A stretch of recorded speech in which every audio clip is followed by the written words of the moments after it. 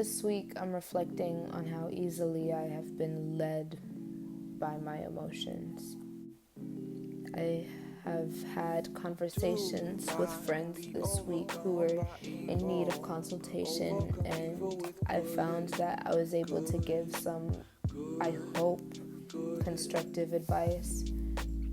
These are group chat conversations as well, and in proofreading my entire essay of advice, I realized that right now I'm not doing so well taking some of this advice, I need this too. God just revealed to me that I had been struggling with this since I was a child. I've been allowing my emotions to lead me in every direction that led me only to failure or disappointment or heartbreak or loneliness, all of which dragged me into depression. All we want is love. All we want to be is loved. And at one point, and for a very long time, I was desperate for it. My emotions led me into spaces I would have otherwise avoided if the void within me, which only Jesus can fill, was filled. If only I had truly known what he could do for me. I wouldn't have entered myself into certain relationships. I wouldn't have exploited my body, thinking that would draw love in, and I wouldn't have exposed myself to drugs in order to feel better, freer, careless.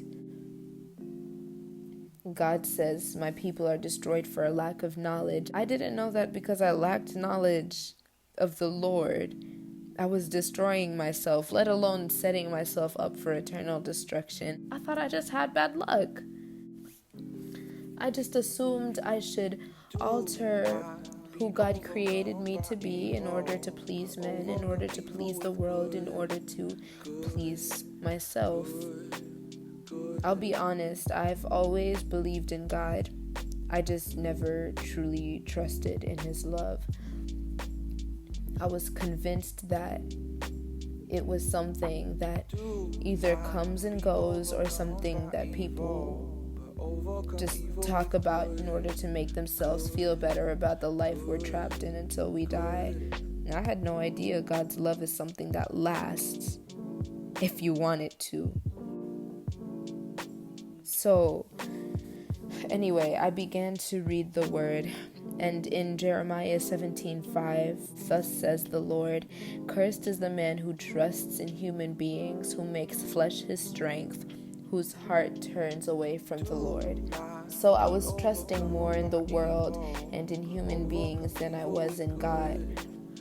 I trusted more in imperfection, hoping that from that would come the love that I so desperately desired, and the attention I so deeply craved, and the happiness I so desperately sought out for. But what does Proverbs 13:12 say about that?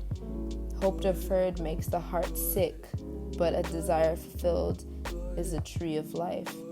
Right? My heart was sick, and I didn't even know that it was because I didn't allow God to be the center of my life. Instead, I wanted to do what I want and expect God to bless that.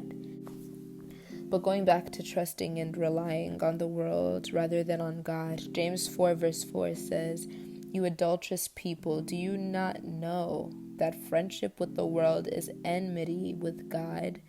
Therefore, whoever wishes to be a friend of the world makes himself an enemy of God. And thinking about it now, it's like, duh.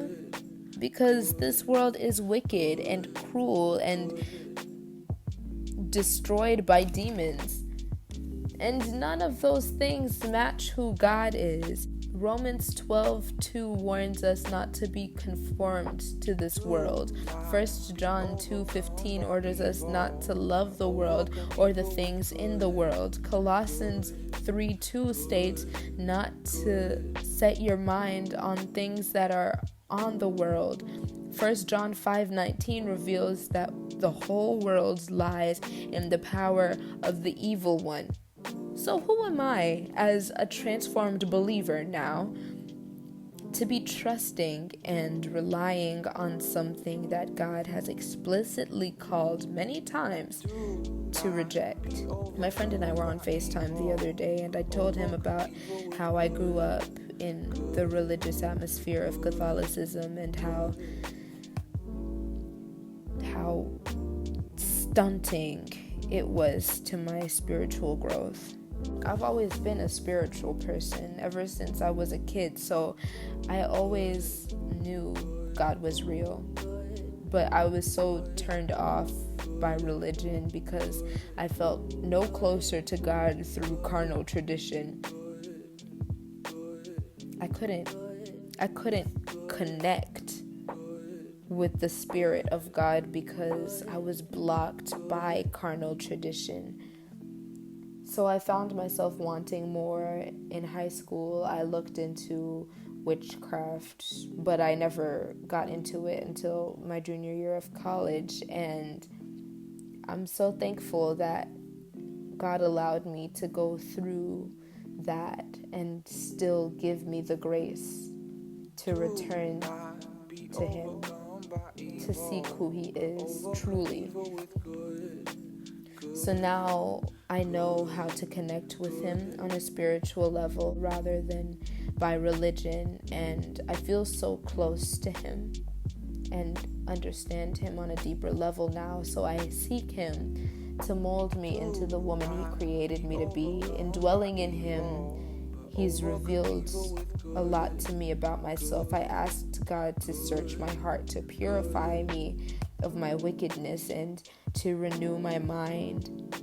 In doing so, He's opened my eyes, and I'm learning so much about the work He's done in me and the work He has yet to complete in me. I also ask Him to align my desires with His so that I can want what He wants for me. That's what dying to my flesh is. And a lot of what I used to crave and desire and seek for, I don't mind living without, because that stuff and those situations and those dudes are not on my level, baby. My point is, in allowing my emotions to lead me, it never produced good fruit. But in learning about seeking, dwelling, delighting myself, and trusting in God, things have started to really look up.